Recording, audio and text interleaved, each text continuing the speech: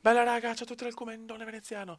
Allora ragazzi, ho un'idea, lo sapete, cioè anche se ho fatto il video di pausa, ok, pausa dei video, però voglio portare una cosa nuova e io spero che questa qua sia un'idea positiva. Ho scoperto finalmente come fare i video in live. Allora cosa ho pensato?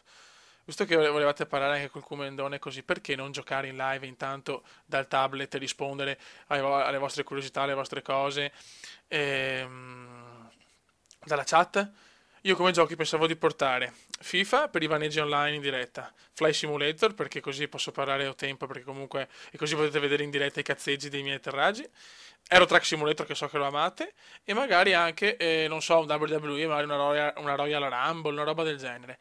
Ragazzi, se volete io sono qua disponibile per fare i live insieme e niente ragazzi, aspetto i commenti, spero di sì, cavolo, perché secondo me è bello, ma mentre non so, mi fate una domanda, commenta, ma quanto hai trombato ieri?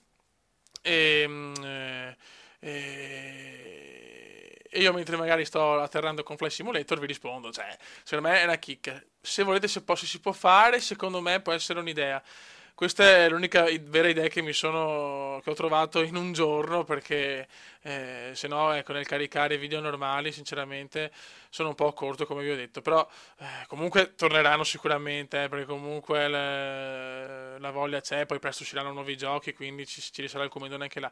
Però se volete qualche live io ve lo posso fare, mi farebbe tanto piacere, così posso anche rispondere finalmente dal vivo alle vostre curiosità, il comandone, insomma cose chiaramente non troppo su personale, ma insomma non chiedetemi quanto trombo durante il giorno, però dai, a parte questo, a parte questo, insomma, io sono disponibile, ecco, magari cose inerenti alle nostre passioni, i videogiochi, il calcio, tutte queste cose qua.